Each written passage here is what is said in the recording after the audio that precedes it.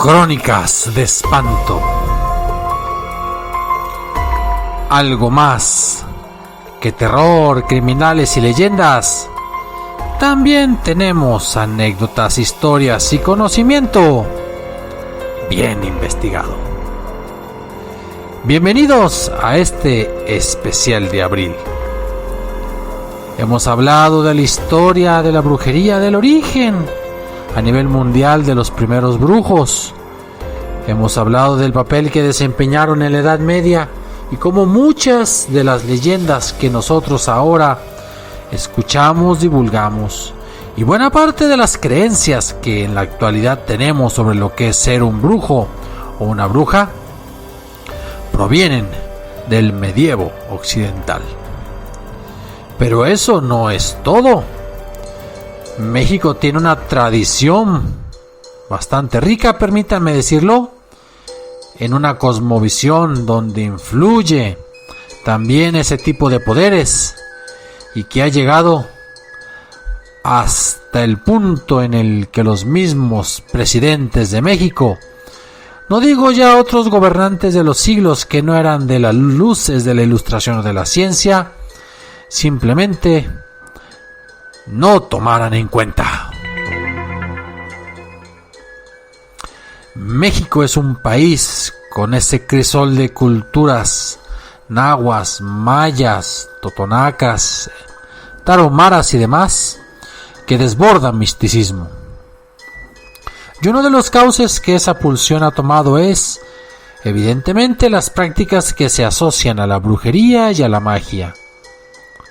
Uno puede ir a cualquier mercado, si va en México al mercado Sonora, si uno va aquí a León al mercado Aldama en el pasillo central, y encontrará linaje oaxaqueño, del Estado de México, yucateco, de curanderos y hechiceros, y pasando por otro tipo de situaciones sobrenaturales ajenas a las religiones tradicionales o bien establecidas que nos impusieron los atabares históricos de nuestra nación, y veremos cómo personajes que ahora son considerados héroes nacionales recurrieron a lo desconocido, recurrieron a los amuletos, a los brujos, a los espíritus, y en lugares como Catemaco en Veracruz, San Francisco del Rincón, Mezquitic en Jalisco y otros tantos ocupan lugares importantes, no en la historia, sino en la propia cultura. La mayor petición de gente que va e intenta comprar libros usados en los centros de las ciudades tradicionales mexicanas son libros sobre embrujos, hechicerías, magia blanca, magia rosa, magia negra. Todo porque somos incapaces de controlar nuestros propios destinos y creemos que ponerlos en manos de otros por unos cuantos pesos nos darán la felicidad o la prosperidad. ¿Pero de qué va este especial? Pues de la estrecha relación que hay entre política y brujería, puesto que incontables políticos mexicanos han recurrido a hechiceros, a brujos, a espiritistas y figuras similares en busca de protección, de apoyo metafísico y algunos quizás por simple curiosidad. A fin de cuentas, las artes ocultas apuntan a ejercer una modificación de la realidad mediante la voluntad dirigida del brujo o la mediación de un vidente por medio de conjuros, rituales y otras herramientas. En el colectivo es importante distinguir entre lo que popularmente se conoce como magia blanca o bien la magia negra. ¿Por qué? Porque los efectos y las intenciones son fundamentalmente diferentes. Si se usan estos conocimientos sin un interés personal de por medio, entra en la magia blanca. Pero si lo que se busca es el beneficio, aún más allá del poder, entonces se está practicando magia negra. En el caso de la política, cuando ésta recurre a la magia o la brujería, generalmente resuena con una franca ambición de poder y por lo tanto es una de las magias más oscuras de nuestra existencia.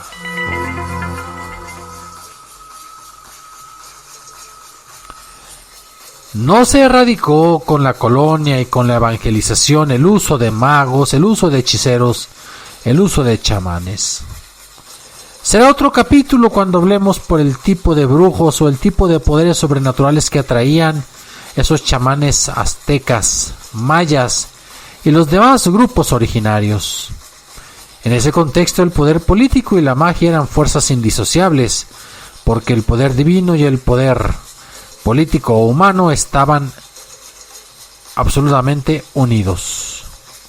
Pero ahora hablemos más bien del siglo XX. Hablemos de la Revolución Mexicana.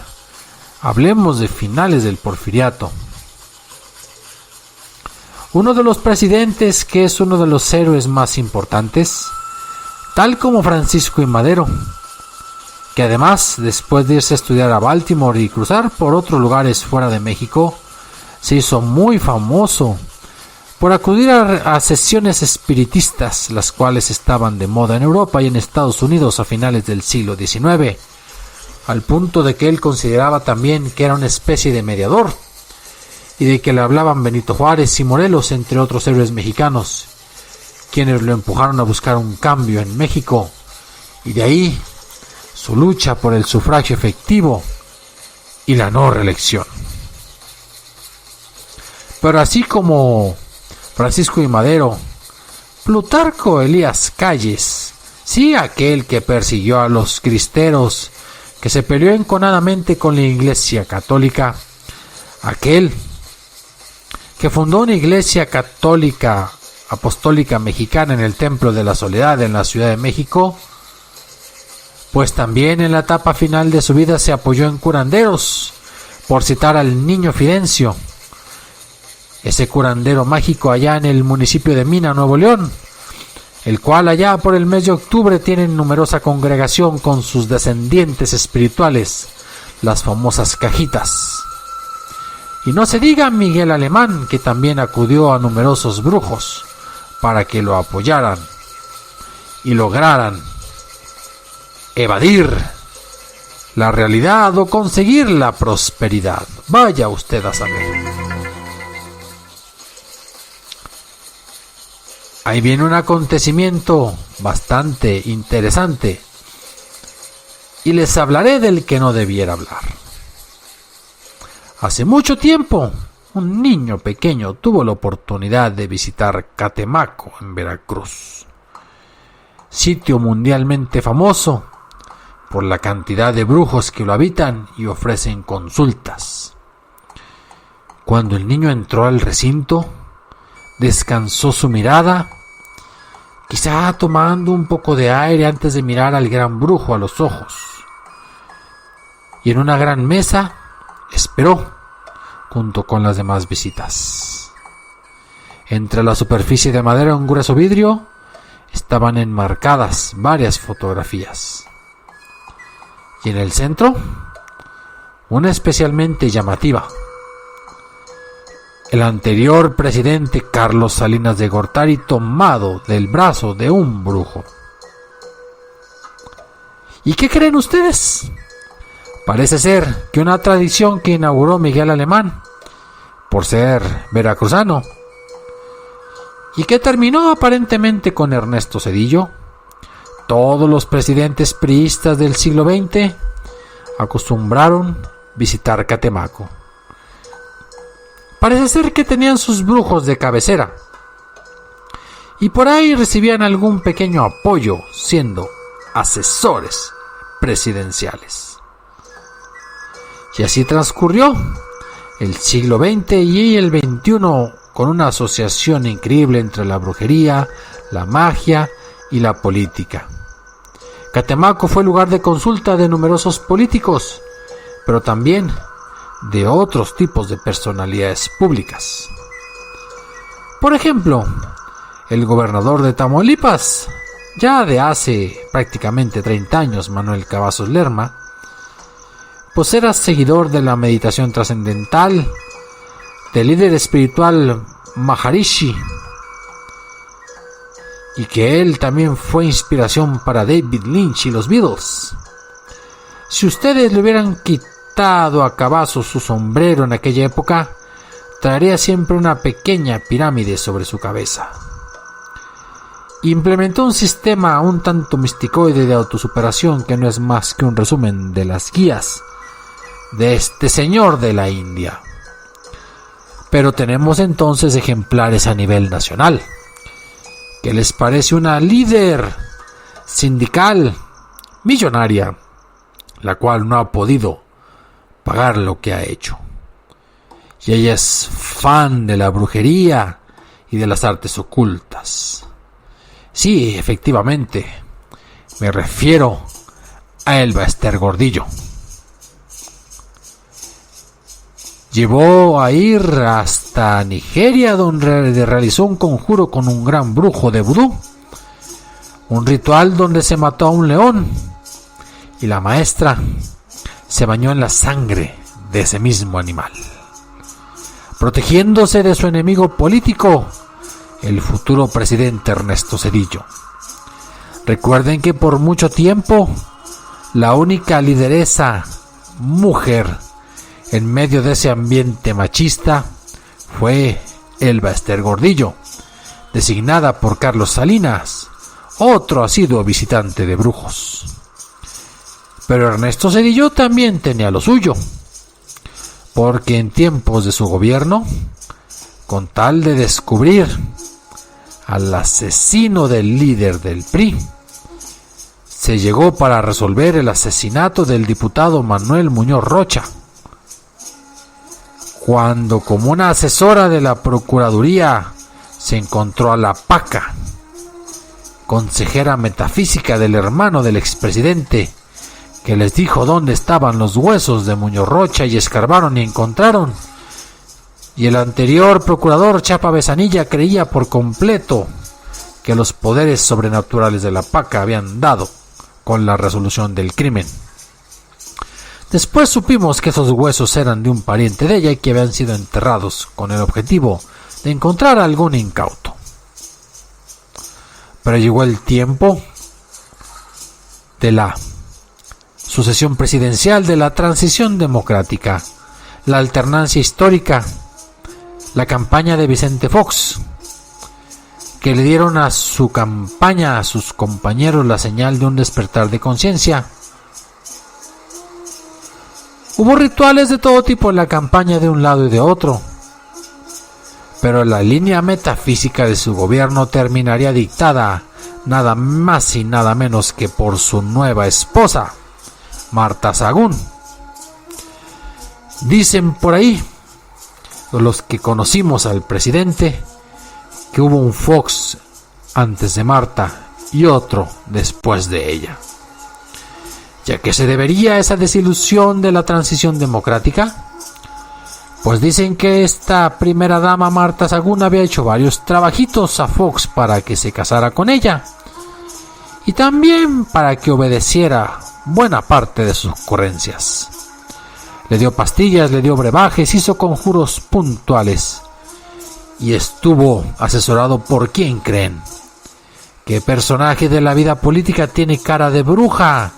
Sin agraviar a las mencionadas, efectivamente, Elba Ester Gordillo. Dicen que fue la consejera de Marta Sagún, que ella recurrió para que diversos brujos la ayudaran a conquistar al mandatario y que hicieran tradicionales amarres. Y vean ustedes, siguen unidos, felices y contentos. Y el país, mejor no opino. Y no tenemos problemas en el presente porque, como ustedes lo saben,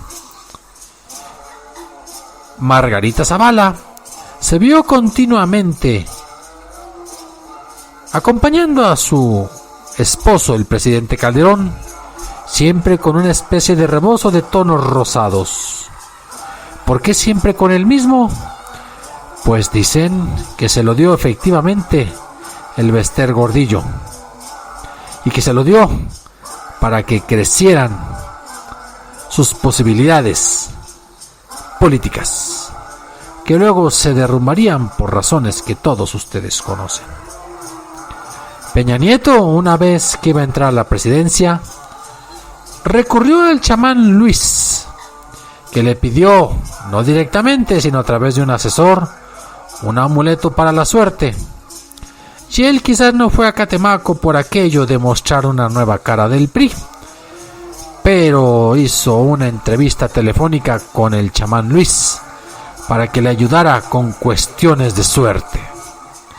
Y ya ven ustedes, sigue sin estar encarcelado. Habrá funcionado el país destrozado, pero el limpiecito, y allá disfrutando en Europa, en Nueva York, donde sea. ¿Y nuestro actual presidente? Pero déjenme decirle que el mismo Peña Nieto solicitó unas piedras para atraer la fortuna y alejar las malas vibras, talismanes para los peligros y para el amor. Entonces, ¿acaso solamente ellos lo han hecho? Pues déjenme decirles que no, porque también el actual presidente, que no sabemos qué tipo de creencias conjuga en sus propias ideas personales, pues ha recibido de parte de habitantes de Catemaco amuletos para protegerlos de las malas vibras, sobres con medallas y hojas que le dieron para proteger, amuleto que lo protege de chombos, opilotes, buitres y gavilanes, y rituales en los que se pone pan de feria en la cabeza y otras ridiculeces a juicio de las mentes occidentales. Y ya saben que él siempre presume su amuleto, su escapulario del Sagrado Corazón, su trébol de varias hojas. No todos estamos exentos de este tipo de creencias, y como ustedes se dan cuenta, esto es apenas una probadita de las siguientes entregas, donde descubriremos casos narrados con mayor sabor, con mejor delicia, sobre la brujería en México y en la actualidad.